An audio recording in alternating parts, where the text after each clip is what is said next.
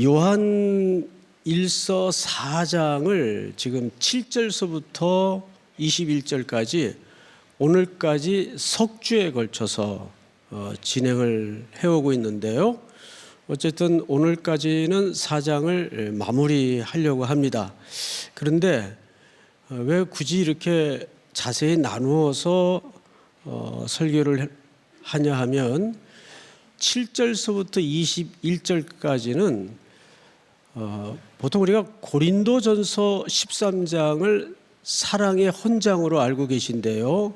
사실은 고린도전서 13장보다 더 본질적 사랑의 의미를 설명하고 있는 내용이 요한일서 4장입니다. 그래서 오늘까지 석주에 걸쳐서 우리는 하나님은 사랑이시라는 주제로 세 차례에 걸쳐 듣게 되는데요. 좀 복습 겸 정리를 하면서 지나가도록 하겠습니다. 우선 자막으로 먼저 소개를 좀 하겠습니다. 우리 띄워주세요. 자막. 예, 첫째가 첫 번째 사랑은 이렇게 시작을 했고, 사랑은 무슨 기원을 갖는다? 신적 기원을 갖는다. 그래서 하나님은 사랑이시라 할 때 사랑이 중요한 게 아니고 뭐가 중요하다 그랬죠? 하나님이 중요하다 그랬어요. 그 하나님이 사랑의 실체예요. 그래서 사랑은 이 땅의 모든 다양한 성격의 사랑이 있지만 하나님께로부터 출처되지 않는 사랑은 다 비틀려지고 병든 사랑이 될 수밖에 없습니다. 잘못된 열매와 결과를 낼 수밖에 없어요. 오래전에 방영되었던 부부의 세계인가요? 맞나요? 제목이? 예, 거기에 남자가 이제 다른 여자하고 바람이 났는데 들켰어요. 이제 부인이 따지니까 미친 소리를 하나 해요. 거기서 사랑이 죄냐 그래요. 사랑이 죄냐. 그 참 유명한 대사가 됐어요. 예. 하나님께로부터 출처되지 않는 사랑은 다 이기적이고 자기 욕구적이고 자기 주관적이고 또 탐욕적인 사랑이 될 수밖에 없습니다. 그래서 사랑은 신적 기원을 갖는다. 다시 말해서 하나님으로부터 시작이 되고 출처가 이루어진다. 두 번째 띄워주실까요? 사랑은 뭐다? 동사다. 그러니까 이걸 이렇게 오해하면 안 돼요. 뭔가를 해야 사랑이다. 그런 의미가 아니고 하나님은 사랑을 개념으로 갖고 계신 분이 아니고 하나님은 실제 그것을 실천하신 분이에요. 어떻게 실천하셨죠? 세 번째 볼까요? 세 번째. 하나님은 두 번째 다시 한번 돌려주세요. 어떻게 실천하셨는가? 9절 10절 한번 읽어볼까요? 제가 좀 읽겠습니다. 하나님의 사랑이 우리에게 이렇게 나타난 바 되었으니 하나님이 자기의 독생자를 세상에 보내심은 그로 말미암아 우리를 살리려 하심이라. 10절 시작. 사랑은 여기 있으니 우리가 하나님을 사랑한 것이 아니요 하나님이 우리를 사랑하사 우리 죄를 속이기 위하여 화목제물로 그 아들을 보내셨음이라. 네. 그러니까 하나님의 사랑은 말로만 공허하게 개념으로만 유희하는 사랑이 아니고 하나님의 사랑은 굉장히 실천적 사랑이에요. 그래서 아들을 이 땅에 화목제물로 삼위 하나님께서 갖고 계신 계획 속에 보내셨습니다. 그래서 하나님의 사랑은 여기에서 선교적 성격을 띠고 있는 것이 당연하고 마땅한 겁니다. 그것이 실천적 태도로 나타나는 거죠. 세 번째 한번 돌려주실까요? 그래서 사랑은 뭐 하는 것이다? 반응하는 것이다. 그러니까 그런 신적 기원에 근거한 사랑을 내재하고 있는 사람은 하나님의 DNA를 받은 거예요. 쉽게 얘기하면. 그러면 그 DNA가 있는 한은 우리는 자연스럽게 본성적으로 이거 해야지 해서 사랑의 반응이 나오는 게 아니라 나도 모르게 나오는 것이 마땅하고 당연하다. 기억납니까? 안 납니까? 그러면서 우리가 염소와 양의 비유를 설명을 드렸어요. 임금이 너희가 내가 갇혔을 때, 벗었을 때, 줄였을 때 돌보아 주었고 입혀 주었고 허기진 배를 채워 주었다. 그러니까 우편에 앉아 있던 사람들이 뭐라 그래요? 우리가 언제 그랬습니까? 이렇게 질문을 합니다. 그러니까 이 사람들의 그 질문 속에 내포된 것은 굉장히 강렬한 겁니다. 자기들도 인식을 하고 있었다는 얘기입니까? 인식을 못하고 있었다는 얘기입니까? 네, 못하고 있었다는 얘기예요. 마치 어느 정도 본질적 얘기냐 하면 숨 쉬는 거를 인식하는 사람이 있나요? 또 들이마신다. 또 내뱉는다. 이거 피곤해서 어떻게 살아요? 숨은 어떻게 쉬는 거죠? 나도 모르게. 하나님께서 우리를 그렇게 창조하시고 설계하셨기 때문에 나도 모르게 저절로 살기 위해서, 내가 존재하기 위해서 숨은 저절로 들이마셔지고 저절로 내뿜어지듯이 하나님의 속해 있는 자는 그 열매를 맺을 수밖에 없다. 마태복음 7장을 통해서 나무로 열매를 납니까? 열매로 나무를 납니까? 열매로 나무를 난다 그랬어요. 자, 다음 좀 돌려주실까요? 그래서 사랑은 뭘로 나타난다? 태도로 나타나는데 그 태도의 절정은 피조물인 인간을 존중하는 것입니다. 그 존중에 뿌리가 있어요. 기초가 있어요. 첫 번째 기초는 하나님이 우리를 누구의 형상대로 창조하셨기 때문에, 그렇죠. 그것이 우리가 인간에 대한 예의와 존중을 가져야 될 사랑의 가장 균형 있는 태도입니다. 두 번째 근거가 있어요. 두 번째 근거는 그 병들고 이지러지고 타락한 영원히 불순종의 대가로 죽을 수밖에 없었던 우리들을 아들 예수 그리스도를 화목제물로 보내셔서 우리를 재창조하셨단 말이에요. 믿습니까? 그 재창조하신 것은 우리 안에 잃어버린 원래의 하나님의 형상을 복원해내시고 회복시키시기 위해서. 그러니까 우리는 그런 신학적인 기초에서 하나님의 사랑에 뿌리 내린 자로서 인간에 대한 예의와 존중함을 갖고 있어야 됩니다. 그래서 그 사람이 신앙적으로 인격적으로 성숙하냐 아니냐는 뭘로 구분할 수 있는가 하면 사람에 대해서, 특별히 낮고 천하고 약한 자들에 대해서 어떤 심성과 태도를 갖느냐, 이것이 굉장히 중요한 표준이라는 겁니다. 그래서 그리스도인들은 함부로 하기 쉬운 사람들, 사회적인 약자들, 이런 분들에 대해서 예의를 갖추고 존중할 줄 알아야 됩니다. 그래서 예수님께서 뭐라 그랬어요? 어린아이를 놓고 이 어린아이와 같지 아니하는 자는 천국에 들어갈 수 없다 그랬습니다.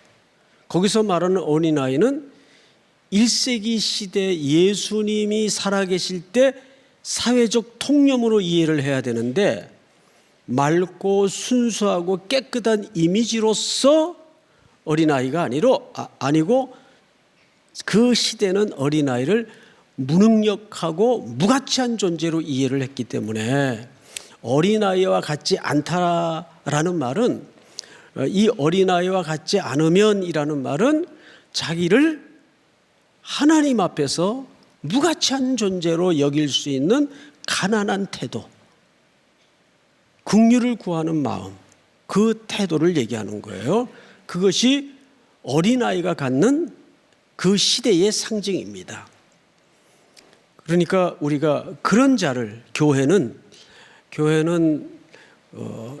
인류 인간을 만들어내고 또 엘리트 집단을 만들어내서 사회의 리더로 세우고, 그건 교회가 굳이 안 해도 세상이 열심히 해요.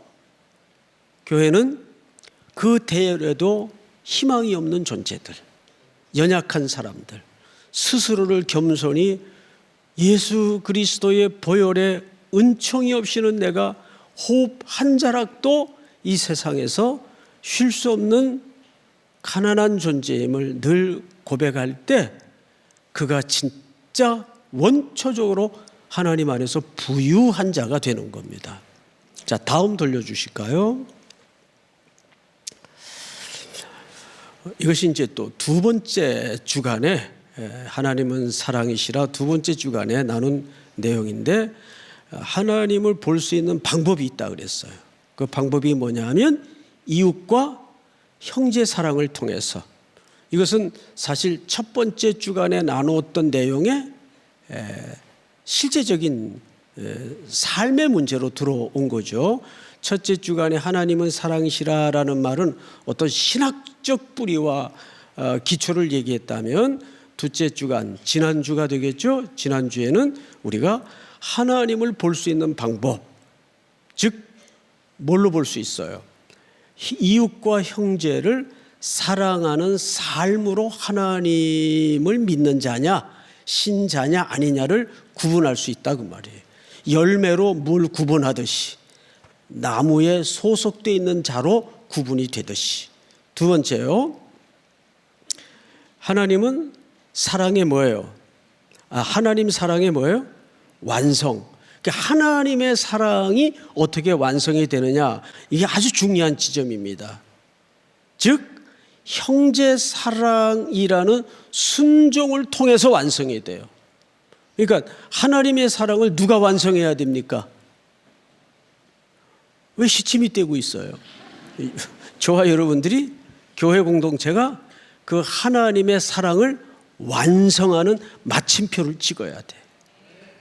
그 여기에서 참 하나님의 그 신비함이 있는 게 뭐냐면, 하나님은 이미 십자가에서 그 사랑을 완전히 성취하시고 보여주셨어요. 근데 이 완전히 성취한 하나님의 사랑이 시간이라는 레일 위에서 이제 하나씩 채워져 나가야 되는 겁니다. 하나님은 목적을 이루셨어요. 근데 그 시간이라는 레일 위에서 하나님의 백성들로 하여금 그 내용을 부분적으로 순종케 만들고 채우게 만들므로써 누구의 사랑이 완성된다고요? 그제서야 하나님의 사랑이 완성돼요. 그러니까 그 하나님의 사랑이 온 땅에 편만토록 하기 위해서는, 충만토록 하기 위해서는 각자 위치에 있는 하나님의 백성들이, 교회가 열심히 뭐에 집중해야 될까요? 이웃사랑과 형제사랑에 집중할 때 그 하나님의 사랑의 완성의 길에 동참을 할 수가 있는 겁니다. 그렇다고 해서 우리 없으면 그 하나님의 사랑이 성취될까요? 안 될까요? 성취되죠. 그런데 그럼 뭐 굳이 우리 같은 무지랭이들을 뭐하러 그렇게 자꾸 기다리시면서 우리를 데리고 그 일을 하시려고 그럴까? 그러니까 혼자 하시지. 왜 그러실까요? 왜 우리랑 함께 하기를 그렇게 원하실까요? 제가 삼위 하나님을 설명할 때, 삼위 하나님의 첫 번째 본질이 사랑이시고, 두 번째 본질은 뭐라고 말씀을 드렸죠? 또 시침이 떼고 계시네요. 뭐라고 말씀을 드렸어요? 하나님은 늘 함께하는 걸 그렇게 좋아하세요. 함께. 우리 장그래가 거기에 뻑 갔잖아요. 우리 아이라는 말에 장그래가 거기에 감동을 먹어가지고 자기 방에 앉아가지고 종일 그 단어를 머릿속에 내입니다. 그 하나님은 함께하는 거, 우리라는 표현 굉장히 좋아하세요. 그래서 여러분, 공동체를 무시하지 마세요. 연약하고 부족한 점이 있어도 난 누구 꼴보기 싫어서 누구 때문에, 아니요. 그래도 우리라는 공동체에서 우리가 같이 해야 돼요. 그것은 교회 안에서의 문제만이 아니라 교회끼리도. 그래서 우리 삼일교회가 연약한 교회들과 함께하는 일에 재정을 나누고 하나님의 은혜를 흘려보내고 그 일을 꾸준히 1년에 몇 차례씩 하는 거죠. 그래서 우리 노회에 좀 힘든 교회들이 수십 개 교회가 있어요.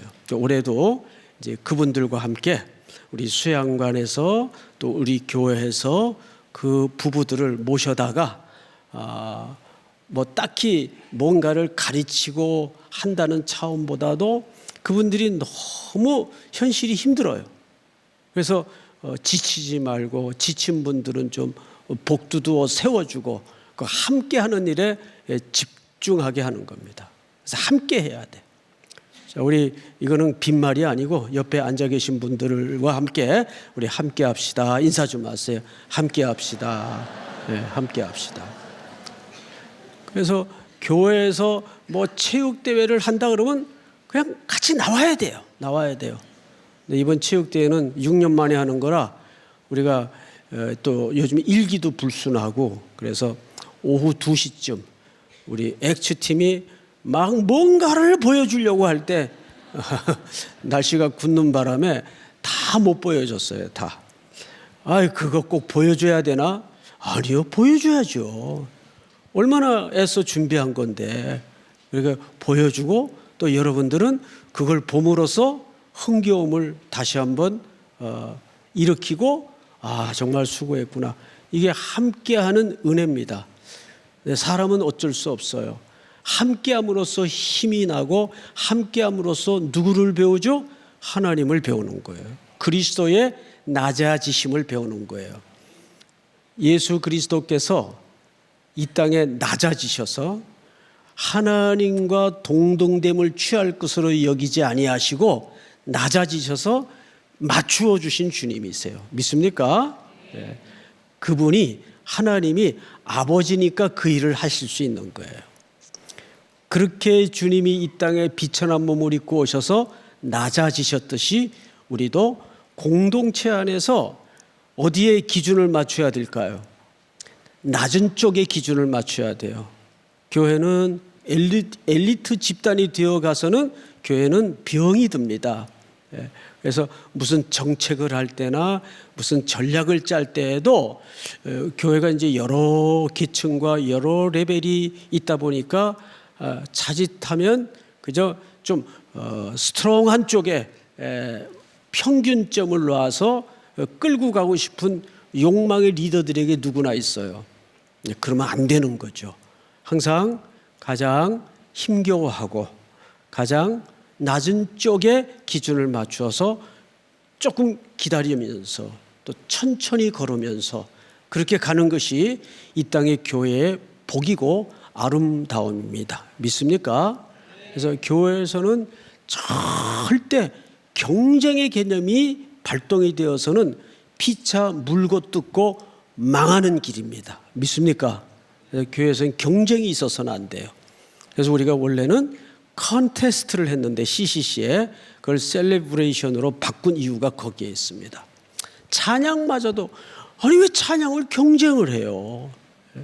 근데 요즘은 이제 상을 주면은 10팀이 출전을 하면 10팀의 상 이름이 다 달라요. 너무 좋더라고요. 근데 이름도 아주 기가 막히게 그 만들어서 고루고루 상을 다 주는데 이 뒤에 들어오는 캐시는 좀 다른 것 같아요. 뭐 그거야 또 격려 차원에서 그럴 수 있겠죠. 그런데 어쨌든 우리가 등수라는 개념보다는 함께 어느 팀이 어떤 강점이 있었는가 다 강점이 다르단 말이에요.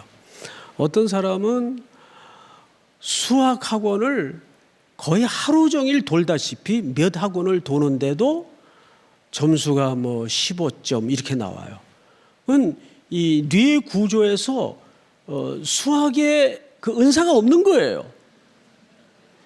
그런데 그 사람은 또 예체능적으로 탁월하고 천부적이에요. 그거 하면 돼요. 그런데 수학 잘하는 사람은 뭐 한 번도 수학 과목은 1등을 놓쳐본 적이 없는 사람 뜀박질을 하라 그러면은 아직도 달려오고 있어요. 남들은 다 들어왔는데 저 언제 들어오나. 사람마다 하나님이 창조하실 때 예를 들어서 이 모든 인류가 다 똑같은 수치를 가지고 똑같이 잘해보세요. 그럼 무슨 재미로 살아요? 나는 제일 재밌는 게 공항에 나가면 사람들 얼굴 구경하는 거예요. 어쩌면 그렇게 다양해요? 달라요? 하나님이 참, 하나님만이 창조할 수 있는 솜씨입니다. 다 다양하고 다르게 만들었어요. 틀리게 만든 게 아니라 다르게 만들었어요. 그래서 세상을 재미나게 만들었어요. 하나님이 하시는 일입니다. 우리가 서로 아직 강점이 드러나지 않는 친구는 그 강점이 드러날 때까지 분위기를 조금 시간을 기다려주는 과정이 필요합니다. 근데 딱 어느 지점만 뚫어내면 깜짝 놀랄 정도로 강한 측면이 반드시 나오게 돼 있어요. 근데 우리가 그거를 잘 못하죠. 그래서 제가 어느 책을 읽어보니까 선교사님인데 우리 교회도 한번 오셔서 설교를 하신 분인데 자기는 평생 가르치는 위치에 있었지만 누구에게 뭐가 되라고 윽박지르듯 그렇게 가르치거나 설명한 적이 없다는 거예요. 그 A라는 친구가 하나님께서 기본적으로 설계하신 원래의 그 모습대로 걸어갈 수 있도록. 그래서 잠언서에 보면 여러분 마땅히 행할 길을 아이에게 가르치라는 말씀이 있어요. 근데 그 마땅히 행할 길이라는 말은 윤리나 도덕적인 규범에 따라서 그 아이가 예의 바르고 인간으로서 걸어갈 도리라는 그런 측면이 아니에요. 마땅히 행할 길이라는 말은 그 아이가 하나님에 의해서 창조될 때 원초적으로 걷도록 되어 있는 그 길을 가도록 도와주는 게 교육이에요. 그런데 우리는 국영수라는 카테고리 안에 전부 우겨 넣어가지고 거기에 맞는 인간을 개조하려고 하니까 애들이 미치고 폭발하고 뛰쳐나가고 세상에 어느 나라에서 성적 떨어졌다고 애들이 옥상에서 몸을 던져요. 나는 있을 수가 없는 일이라고 생각을 해요. 거기엔 누구도 자유로울 수가 없어요. 과연 누가 그 아이들을 그렇게 압박을 했는가? 시대가 그랬고 사회가 그런 거예요. 여기는 공동의 과제가 있습니다. 그래서 하나님이 가도록 되어 있는 그 길을 걷도록 도와주는 게 기독교 교육의 본질이고 그 속에서 그들이 하나님이 고유하게 만들어 놓으신 형상을 점차적으로 말씀으로 빚어가게 만드는 게 진짜 교육입니다. 자, 다음 한번 띄워주실까요? 자, 하나님의 사랑에 동참하는 방법. 첫 번째는 뭐죠? 성령의 내주. 4장 2절을 볼까요? 4장 2절 띄워놓으시고 자, 다 같이 한번 읽겠습니다. 시작. 이로써 너희가 하나님의 영을 알지니 곧 예수 그리스도께서 육체로 오신 것을 시인하는 영마다 하나님께 속한 것이요. 자, 그렇다면 이 본문을 근거로 여러분들은 지금 누구에게 속한 분들입니까? 하나님께 속한 분들이에요. 근데 그것을 여러분들이 스타디에서 알았어요? 성령이 깨닫게 해주신 겁니까? 성령이 열어주신 지혜입니다. 자, 그러면 성령의 내주와 함께 두 번째가 뭐죠? 사도들의 뭐예요? 증거입니다. 사도들의 증거. 사도들의 증거는 뭐죠? 하나님의 말씀이에요. 7절을 한번 볼까요? 7절 같이 읽겠습니다. 시작. 사랑하는 자들아 우리가 서로 사랑하자. 사랑은 하나님께 속한 것이니 사랑하는 자마다 하나님으로부터 나서 하나님을 알고. 네, 사랑하는 자마다 하나님으로부터 나서 하나님을 알고 사랑하지 아니하는 자는 하나님을 알지 못하나니 이는 하나님은 사랑이시라. 하나님의 사랑이 우리에게 이렇게 나타난 바 되었으니 하나님이 자기의 독생자를 세상에 보내심은 그로 말미암아 우리를 살리려 하심이라. 이 사건을 목도한 사도들이 그 목도한 내용을 말씀으로 기록하고 구전으로 전해서 그 증거들이 이제는 뭘로 완성이 되어 있습니까? 성경으로 완성이 되어 있어요. 그래서 성령의 내주하심과 그 깨우치는 역사를 통해서 뭘 깨닫게 해주신 거죠? 성경에 기록된 증언들을 깨닫게 해주시는 역사입니다. 그래서 하나님의 사랑에 동참하는 방법, 먼저 이 두 가지가 전제되어야 되는데 다음 볼까요? 넷째, 삶으로서의 사랑. 하나님을 시인하는 것이란 삶으로까지의 순종을 얘기한다. 오전에 요나 이야기를 하면서 요나가 이방인들에게 두 가지 자기 정체에 대해서 설명을 했어요. 나는 히브리인이다. 그것은 이방인과 구별됨을 전제로 한 자기소개예요. 난 너희들하고 달라 그 뜻이에요. 난 하나님의 백성이야 그 뜻이에요. 쉽게 풀자면. 그리고 두 번째 자기를 소개한 게 뭐였어요? 나는 하나님을 경외하는 자로다. 기억나시죠? 오전에 얘기했어요. 오전에. 예? 나는 하나님을 경외하는 자로다. 그런데 거기서 말하는 경외라는 말은 삶으로까지의 순종을 얘기하는 거예요. 그런데 자기 지금 행로는 어디를 향하면서 하나님과 정반대 방향의 다시스를 향하는 배에 뱃삭을 지불하고서라도 올라탄 요나가 하는 얘기예요. 그러니까 그의 신앙은 하나님을 옳게 아는 겁니까? 모르는 겁니까? 아직 옳게 모르는 거예요. 그럼 하나님의 뜻에 순종하지 않았어요. 그 말은 하나님을 안 믿는다는 그런 개념보다는 아직 그 안에는 하나님의 사랑이 완성되어 가지 못하는 어정쩡한 관계에 서 있다. 이제 내일 새벽에 이제 그 이유를 조금씩 밝혀낼 겁니다. 내일. 왜 요나는 다시스로 향해야만 했고 요나의 마음속에 그 복잡한 심정에는 과연 무슨 사연이 담겨져 있었을까? 거기에도 또 사람이니까 이유가 있지 않겠어요? 사연이 있지 않겠어요? 내일 새벽에 그 부분을 다룰 겁니다. 자, 삶으로까지의 순종을 말하는 것이 시인이다. 입으로 고백하는 것만이 시인이 아니라. 자, 다음 다섯째, 사랑으로서 하나님과 우리의 뭐를 증명한다? 연합을 증명한다. 이게 굉장히 중요합니다. 함께 우리 전부 무슨 개념이 기초된 거죠? 연합의 개념이 기초된 거예요. 그리고 삼위 하나님의 신적인 속성이 연합의 관계입니다. 그래서 위가 셋인데 격이 위격이 셋인데 이 세 분이 뭐예요? 본질이 하나라 그 말이에요. 그래서 이거를 트리니티, 삼위일체라고 설명을 하는 겁니다. 이 세 분은 굉장히 서로를 연합하여 일하기를 즐거워하십니다. 그래서 사랑으로서 하나님과 우리의 연합을 증명할 수 있다. 그런데 우리가 사랑하지 않으면 아직도 하나님의 연합에 대해서 이해를 못 갖고 있거나 아직 견고한 결석이 되어 있지 않는 상태라고 보면 정확합니다. 다음, 이것이 곧 형제의 뭘로 나타나죠? 사랑으로 나타난다. 두 번째, 우리는 사랑하시는 분이 우리는 사랑하시는 분이 사랑이시기 때문입니다. 이 말은 무슨 얘기냐면 하나님이 사랑이시기 때문에 그래요.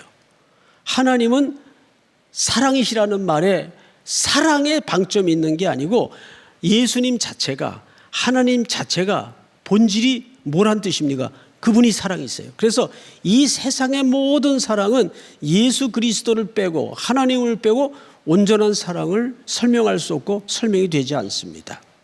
자, 다음. 우리의 사랑은 하나님께 뭐하고 있기 때문이다. 뿌리하고 있기 때문이다. 자, 다음.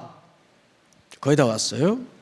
다 같이 한번 읽겠습니다. 시작. 십자가의 사건은 모든 신앙과 신학의 출발점이다. 십자가의 사건은 모든 신앙과 신학의 출발 지점이다. 맞죠? 그래서 인류 역사의 이 십자가의 사건에 가장 하나님의 위대한 사랑이 표출된 사건이고 표출된 현장입니다. 자, 그러면 오늘 이제 8시 안에 마치려고 그러는데 7분 남았어요. 7분 안에 무슨 얘기를 하고 싶은 건가 하면 이제 오늘 본문을 좀 쫓아가 보십시다. 4장 몇 절을 보시냐 하면 17절을 보세요. 17절. 이로써 사랑이 우리에게 온전히 이루어진 것은 우리로 심판날에 담대함을 가지게 하려 함이니 주께서 그러하심과 같이 우리도 이 세상에서 그러하니라. 자, 여러분, 잘못된 종말론에 빠져 있는 사람들, 또 율법주의 사고에 젖어 있는 사람들은 그 밑바닥에 깊게 깔려 있는 정서가 두려움입니다. 내가 이렇게 살면 하나님의 사랑에 끝까지 견고히 매달려 있을 수 있을까? 이러다 나는 이 구원의 행렬에서 탈락되는 건 아닐까? 우리야 그 원초적 사랑의 기초를 알고 있기 때문에 그럴 리 없다라고 확신하고 있지만 의외로 많은 청년들이나 성도들 가운데에는 그 원초적 지점에서부터 흔들거리는 사람이 굉장히 많아요. 그는 누구에 대한 불확실성 때문입니까?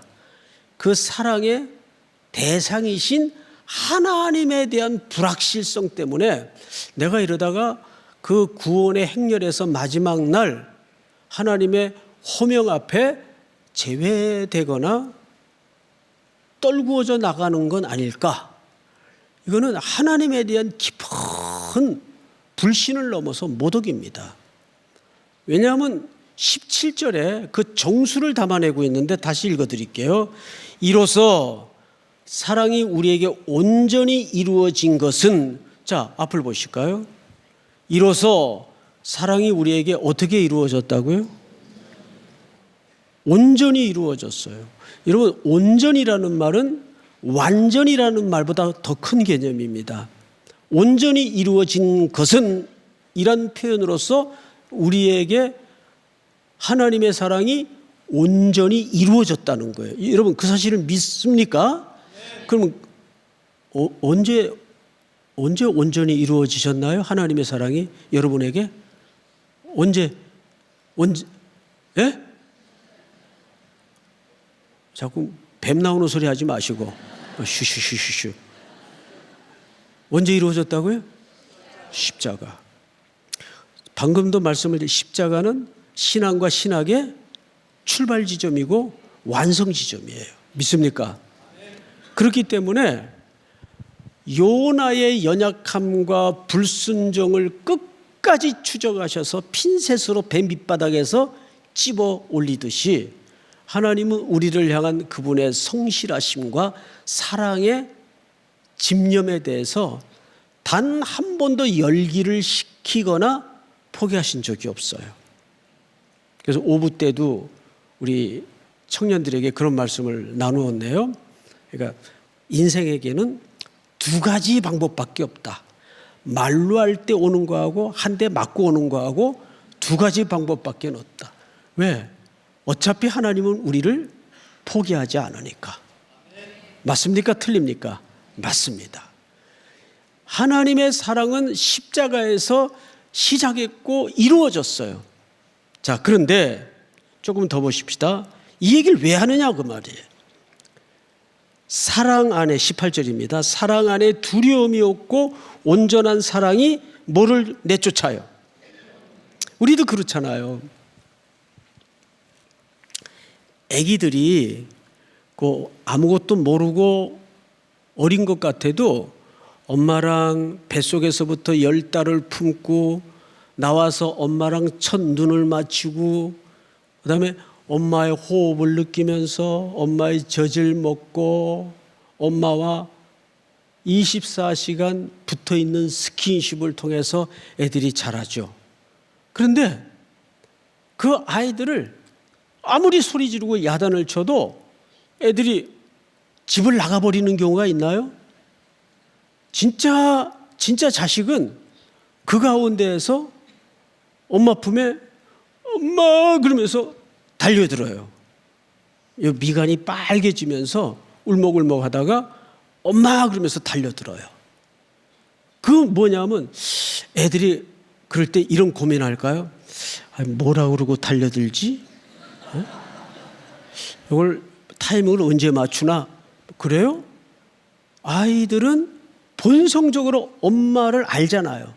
그래서 이게 무슨 상황인지는 나 잘 모르겠는데 일단 엄마 품에 달려들자. 그래서 애들이 엄마하고 달려들어요.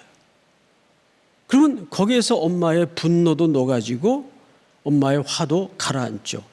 그리고 딱 해서 됐어 툭툭툭 안아주고 쓰다마주죠. 그거예요. 그러니까 하나님이 나를 어떻게 사랑하셨는가를 말씀을 통해서 정확히 안다면 그 두려움이 머물러 있을까요? 그 사랑이 두려움을 몰아낼까요? 대상이 하나님이시기 때문에, 하나님은 우리를 대상으로 하시기 때문에 그 두려움을 몰아내는 겁니다. 뭐가? 사랑이. 그 얘기를 하는 거예요. 당시 잘못된 거짓 교사들이 이런 시한부 종말론이나 잘못된 교리를 통해서 성도들을 잔뜩 겁먹게 만들고 공포감에 떨게 해서 두려움을 밀어넣어 가지고 율법주의 사고방식에 젖어들게 만들어요. 그렇게 신앙생활을 그렇게 하니까 자꾸 애가 다치고 교통사고 나는 거야. 이런 신앙들, 이거 아주 나쁜 신앙입니다. 하나님을 어떻게 알고? 하나님은 절대 그런 분이 아니에요.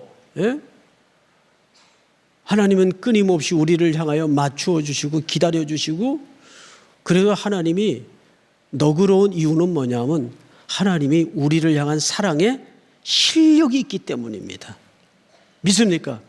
세상 사람들이나 자기가 가진 게 없고 변면치 못하면 사랑이 떠나갈까 봐 전전긍긍하고 자꾸 그 과잉이 나오고 이상한 짓들을 하는 거예요.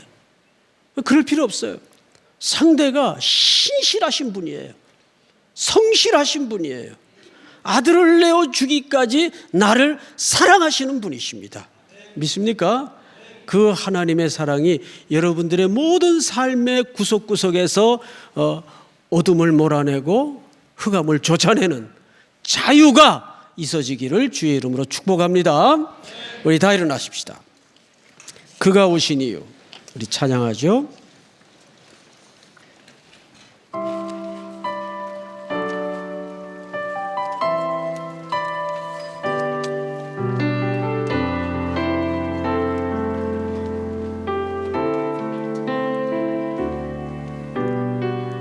이 세상 가장 아름다운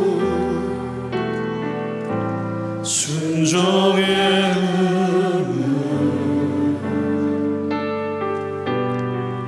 온 세상 다시 빛나게 한 생명의 눈물, 생명의 눈물,